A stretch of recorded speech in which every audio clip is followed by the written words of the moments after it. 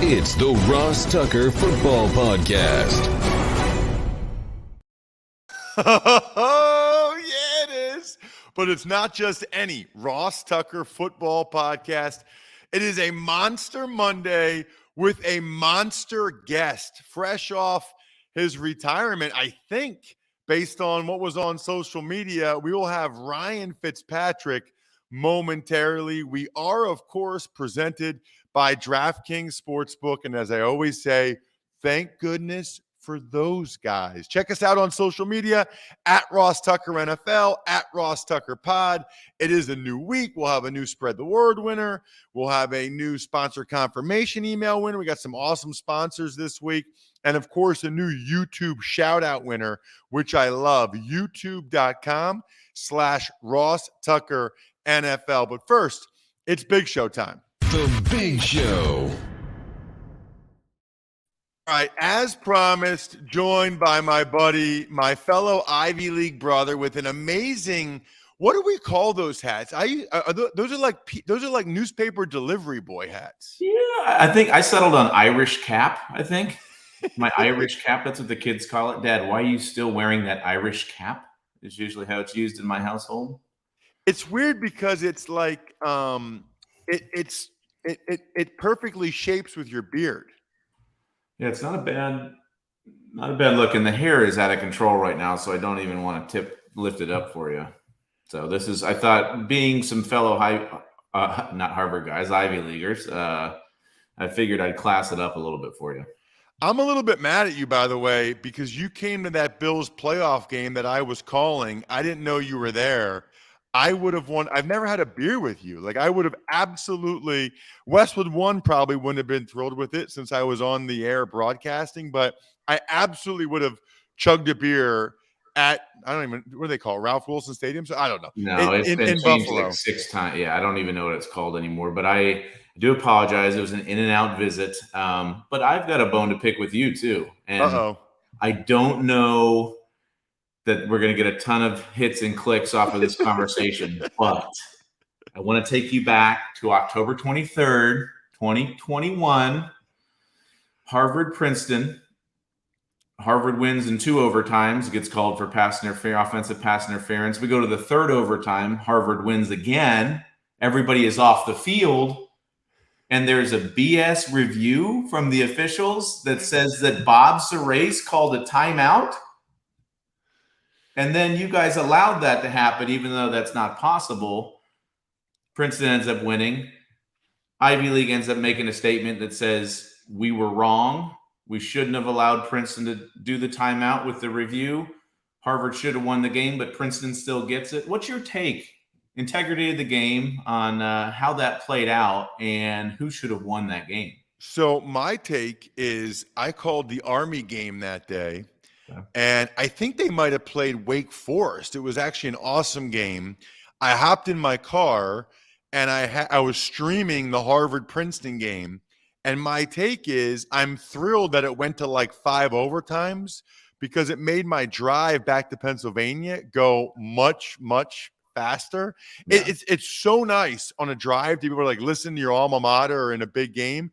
And the funny thing is, Ryan, I was just listening.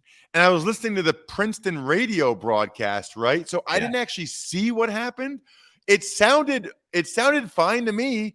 The end result sounded good to me. That's kind of all I know is at the end when they said Princeton won and they were going crazy. I was happy about that during my drive. That's what I remember. Yeah, I get it. So I don't like the new overtime thing. I don't know what your feel is on the college overtime 2-point conversion deal. And I understand, I think they're trying to take more plays out of the game and everything, but I don't know. I don't love it. I don't think the theater is like there were 7 overtimes in another game, but it was like failed conversion. It just, I don't know that it's great. That's going to be our next podcast because literally my number one news item for today is Ryan Fitzpatrick retires after 17 years. And it just so happens that because I haven't done a show since Thursday morning. So it just so happens I have you on the show. You didn't really say you're retiring, right? Like you texted What did you do? You texted all your former teammates with like this thing that had their names in it. Explain to me what the text was and what it means. Okay, so I spent the night before with one of my sons putting together this word cloud. Essentially, we went through every roster that I was ever on. We inputted all the names. We also had to put like a squiggly line in between the first and last name so that it would show up as the same thing instead of having a space, because then they were two separate words. So we spent a lot of time. I had my son going, you do these 4 years, I'll do these 4, you do these 4, I'll do these 4. Then we did the last one together. And I just sent it out the next morning just as an appreciation text to a lot of the guys, especially the bigger names on that list that I love playing with. I just wanted to say thank you. I've kind of been at peace for, 6 weeks or so on this decision, but I don't have social media. I didn't particularly have a team where it was like, okay, we're going to hold a press conference. Like, are we going to do 9? Like, what are we going to do? So I just texted this out to a bunch of guys, and Fred put it out on his Twitter account or whatever he did. And then the next day, Fred Jackson sends me a text that said, hey, my bad. I didn't know it would blow up like it did. And I felt like that was fitting, though. Fred was the biggest name on that word cloud of former teammates, because I love playing with him and love everything that he stands for still. So I felt like it was fitting that Fred ended up putting it out there, and then it just caught fire. And then I had to confirm throughout the day with a few different people that, yes, I am officially retiring from the NFL. Okay, so I haven't actually heard you like say that. So it's official. You are done playing football. And this might be the first place that I've said I am officially retiring from the NFL. So there you go, Ross. Thank you very much. I appreciate that. How does that make you feel? Mixed emotions. I feel great. I feel like, for a guy that didn't know if I was going to make it a year, that was happy for year 1 and year 2. And then as my career progressed, expectations of myself kept getting more and more. It wasn't just making a roster. It was, becoming the guy. It was finding opportunities in different places to start. And then it was actually trying to be successful out there when I was playing, instead of just hanging on to a job. So it's been a crazy career, lots of ups and downs, but I've met so many fantastic, wonderful, lifelong friends in the business, and, moving around from place to place outside in the cities that we've lived in and the communities that we've been in. So I'm really happy about it. I'm happy that it was a 17-year career. I'm happy with the way that it ended up, and I traveled to so many different places. I wish it would have ended differently. I wish I wouldn't have hurt my hip last year. And there were a lot of factors that go into actually calling it quits and retiring, but I'm very happy with my career, and thankful and grateful for all the great people I was able to play under and play with. It's awesome, man. It's awesome. I guess the follow-up question would be, why now? There's a couple factors that went into it. One, the hip injury from last season, just ended up being a little more complicated than what was initially thought. Initially, it was a torn labrum. It was 6 to 8 weeks. I'm sure you've probably done that playing O-line. There's a lot of guys, you get it cleaned out at the end of the year. Mine happened in one particular play or an instance, and I still haven't had surgery on that injury. That injury is kind of scarred over and healing up. Just had some other issues in there. I see you. But it's a long story, dude. You can appreciate this. I can really appreciate. I don't know if it's a kid or if it's your wife or a dog that you're screaming at in the background. It's my wife and some people at the house to do some work. I'm at the Jersey Shore right now. She knows I'm doing this show, so I'm just trying to get her to be quiet. Yeah, so it's all good, man. You know what? It's very fitting that this is when you could do it. I happen to be at the beach this week with my wife's family. This is real life, man. By the way, this is the media now, though. Like, you can do a show at the beach with Ryan Fitzpatrick saying he's retiring, and it's pretty hilarious, man. This is real life. This is how it is. Good stuff, man. But just the three factors were essentially hip injury that was more serious than initially thought. You know, in rehabbing and doing things for that day to day, I'm feeling good. I'm not in pain walking around. I've got about 5 or 6 rounds of golf under my belt, and I can swing a golf club pain-free, which was a big step. But then after that, it was, you know, if I'm going to pick up my family and move them somewhere, with my oldest now being in high school, it just gets more complicated every time. So what am I doing this for? You know, there weren't necessarily any starter, bridge, those type of jobs I've had in the past. So I didn't really want to move and sit and not play. So all those factors kind of combined into one made it a pretty easy decision to say that, you know, this was going to be it.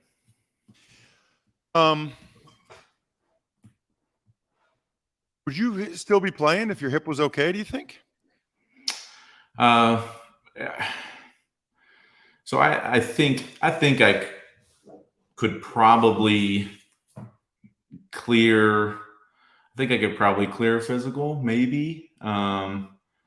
So I don't know that that's the issue. I think that in hurting my hip and in being out like I was for the length of period that I was, and not being able to play basketball with my kids in the driveway and run around in the front yard and play soccer, it was an eye-opening experience. It was eye-opening when the doctors told me in the 4-week scan, you know, let's not worry about playing this year. Let's worry about avoiding a hip replacement in the next few years.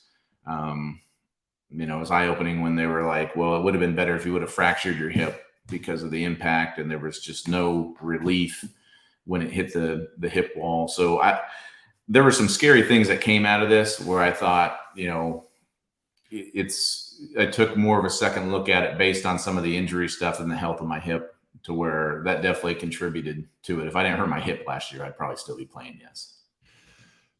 You know, I remember at some point during the season, and if people don't know, Ryan and I are friends, and at some point during the season, I texted you and you told me that the hip injury was more complicated than you thought. I was worried about you, man. Just you know, just because you wouldn't say that unless it was real. And it's funny because you look at things so differently now. I know I do, having not played for a while, but like the amount of money they would have to pay me to go back out there and to take the chance, and seriously, right, and to take the chance of having an injury like you just had. Like I watched that Alex Smith show, which, by the way, I cannot believe Alex came back to play after that, by the way. I just can't believe it. And I love football, man. Like, I love it. But I don't know, maybe it has to be done for you, and you get to the other side to realize that there's more, there's other stuff you can do that's still fun, and there's more to life. You know what I mean? Yeah. I mean, I loved playing so much. I mean, the injuries that I had, I had a fractured tibia, which in the grand scheme of things wasn't a big deal. They put a rod right through the middle of your tibia, and it heals itself, and you're good to go. And it's probably stronger on that side than my other side now. I tore ligaments in my thumb, non-throwing hand again, wasn't a big deal. So my entire career, I was so fortunate to be able to avoid those big, serious injuries. And I think for a lot of guys, you know, an ACL, an Achilles, those type of injuries where it's a whole off season worth of rehab just to get back, and then just to have something else happen, that starts to add up, and the mental toll even just crushes you. But this was the first injury where I was like, okay, long-term health, not great. When you start talking about avascular necrosis, which is a very scary thing, and just how complicated the hip is, it was the first injury I had that was eye-opening, where it was like, okay, I need maybe to step away from my kids as well, because this isn't necessarily, you know, I love playing, but you know, you start weighing the positives and the negatives, and I think that's just kind of where I got to. Now, I will say about Alex, even more so than Alex's love of the game, I feel like for Alex, it was such a challenge. The challenge for him to actually get back on the field, and for everybody in the organization that tried to not put him on the field. And I get it. I mean, I'd be scared to death to let the guy go back on the field, but he just saw it as a challenge against all odds with the health of his leg and against all odds with everybody that was rooting against him. And they had good reason to, because they didn't want to see him get hurt again. But he proved so many people wrong by doing that and became such an inspiration for everybody. And I think that is so cool to see. And worst text message, I think I might have told you this, but worst text message I ever wrote in my life was to Alex, which after he got hurt, I fractured my tibia. So I said, hey, I'm a couple years over fracturing the tibia. It took me about 9 months. You'll be good as new in no time. Sent the text. And then he said, well, it's a little more complicated than that. I was like, okay, very sorry, Alex. But I've been a huge fan of his forever. And he is very happy right now. I can tell you that. You didn't know. You were just trying to do something nice. You didn't know. It's interesting, Ryan, because,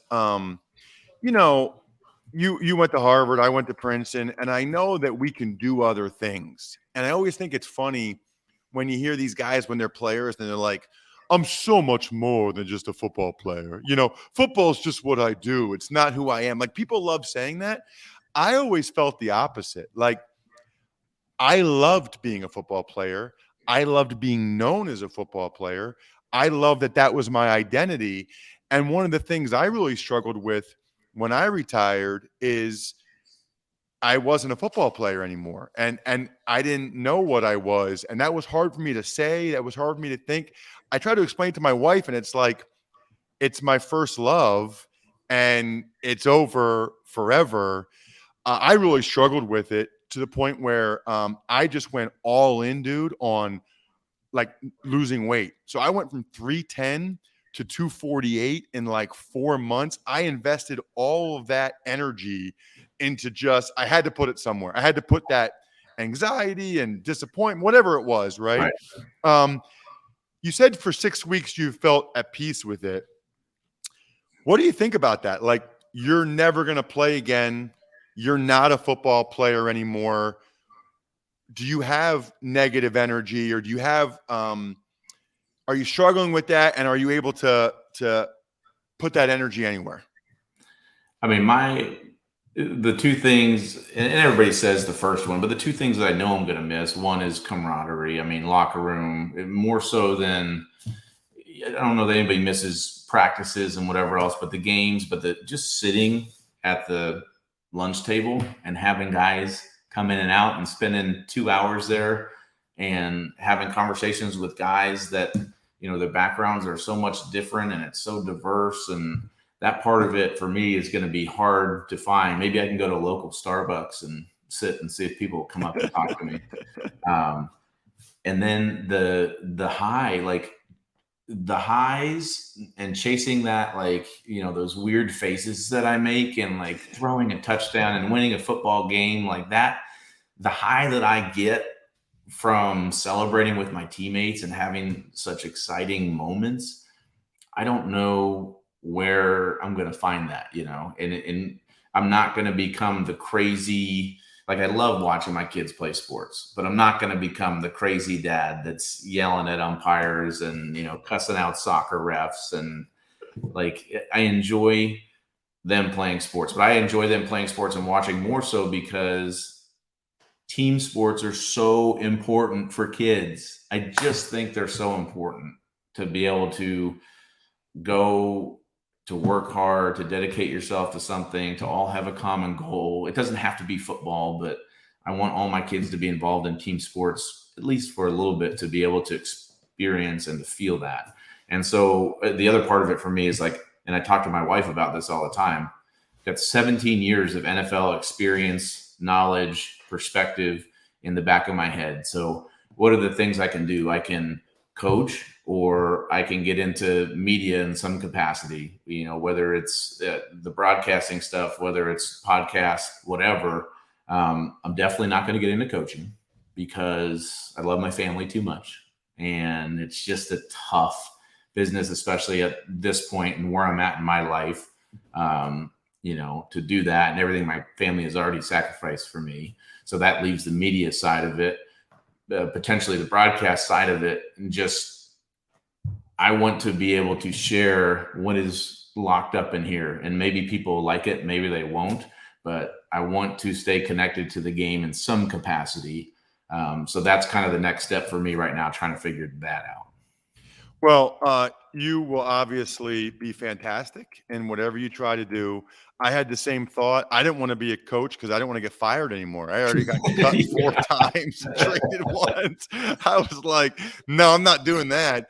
The media is not quite the same, but I think it's about as close as you can get.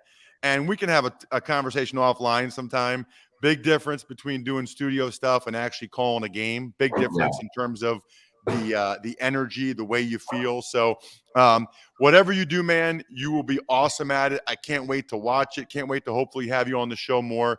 Congratulations on an amazing career. You really repped the Ivy League in an amazing way. The same way that I like that Brady keeps playing because I play with him, and so my daughters can tell the kids at school that my daddy played with Brady. So yeah. I want Brady to play forever. It was the same with you because the more you played, the more Ivy League football was talked about and was cool. And I could be like, oh yeah, but he didn't get into Princeton, or just make some joke that's not true or whatever. So unbelievable career, man. You played quarterback the way I would have liked to have played quarterback. I would text you after games and be like, why are you trying to run people over? You are an idiot, dude. Stop doing that. Yeah. But you couldn't help it.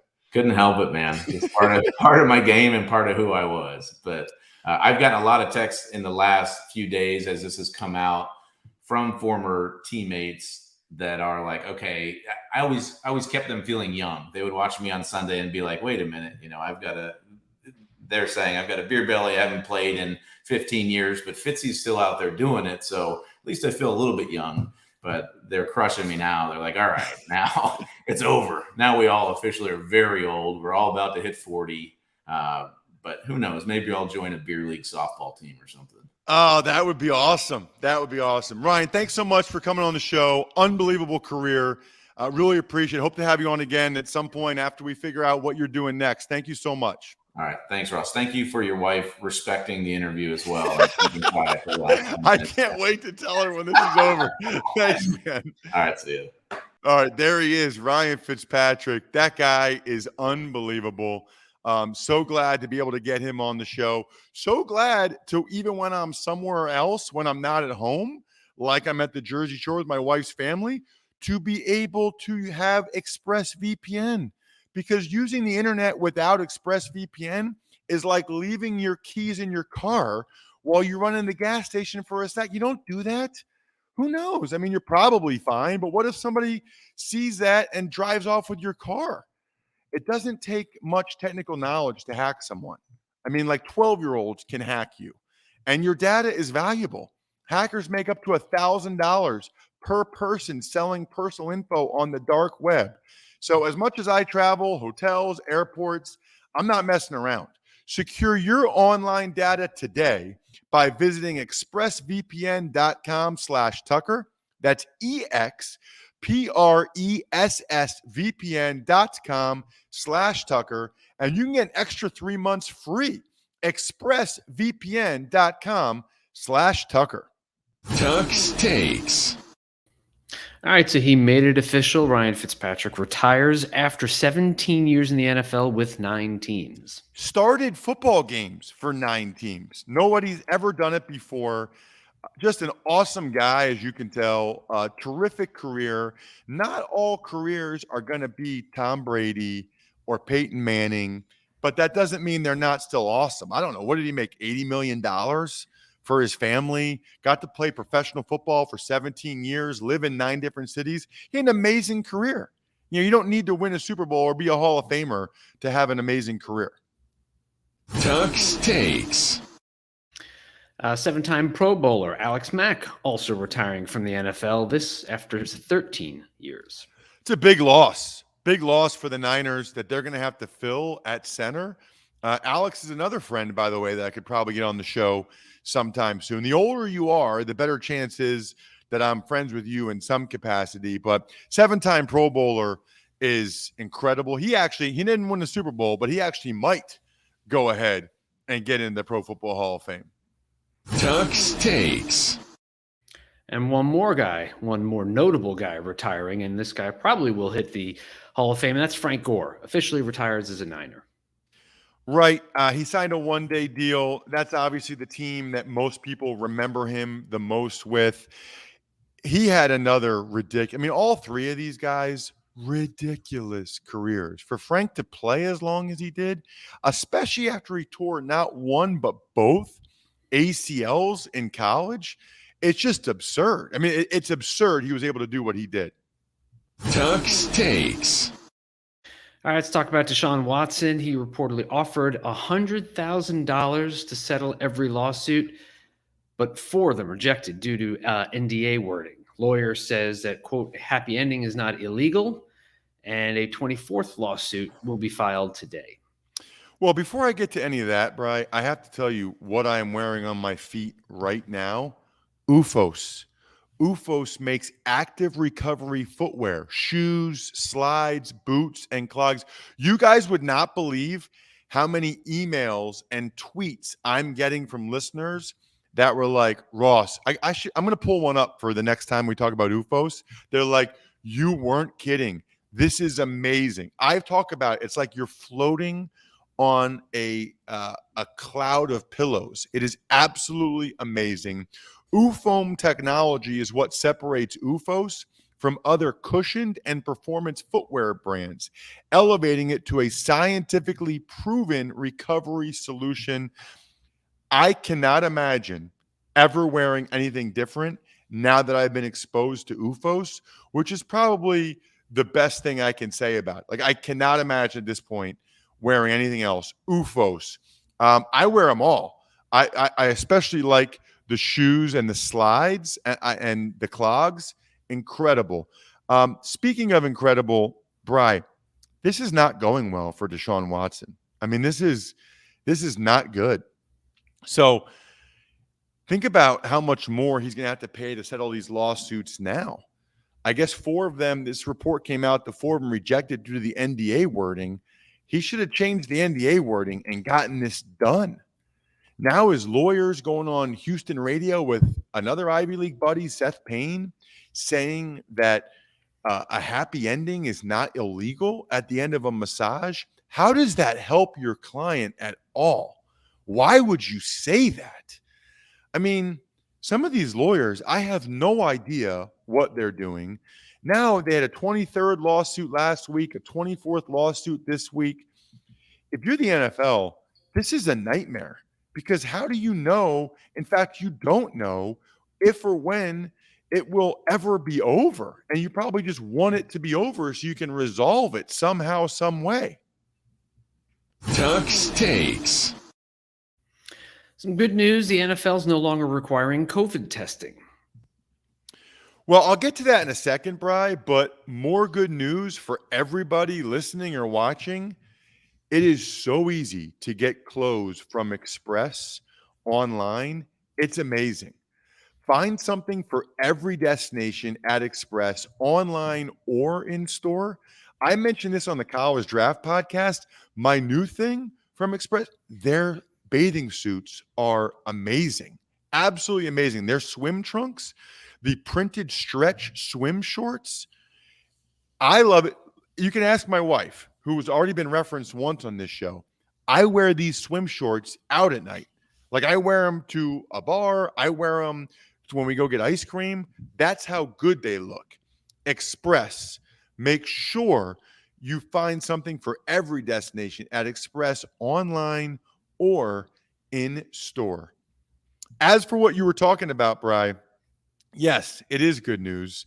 But I don't know. I'm sure they reserve the right to start the COVID testing up again if things get bad again. But I think any step like this means this is where the NFL thinks the science is, which is a positive, obviously, for all of us. Tuck's Takes. All right, last but not least, the Philadelphia Eagles revamped their scouting department. Unbelievable. I mean, I'm not going to go through all the changes they made, but they have 2 new assistant GMs. They have like a whole new setup. It's really interesting as a guy that obviously follows that team closely to see just how much of a change they've made. It's like they are starting from scratch almost, although they did promote a lot of people from within. So they're not starting from scratch, but major changes for sure, Bri, which I find very interesting. That'll do it, by the way, for today's Ross Tucker Football Podcast. Awesome guest with Ryan Fitzpatrick. Love that interview. I think a lot of people will be talking about a bunch of the things that he said. Shout outs are in order to Pizza Boy Brewing, Sporticulture, HumanHeadNYC.com, SteakhouseSports.com, Go-Bengals.com, one of Ryan Fitzpatrick's teams, Evergreen Economics. We will, of course, have an awesome Even Money podcast talking sports betting 101 with Steve Fezzik tomorrow. You don't want to miss that. And then we'll have Joe Dolan on Wednesday's Fantasy Feast podcast with a special guest. And we'll have a special guest on Monday's Ross Tucker Football Podcast. 25 years in the NFL as a scout, just moved on in May. I think we're done here. Thanks for listening to the Ross Tucker Football Podcast. Make sure to also subscribe to the Fantasy Feast, Even Money, Business of Sports, and College Draft. All available at Apple Podcasts, rosstucker.com, or wherever podcasts can be found.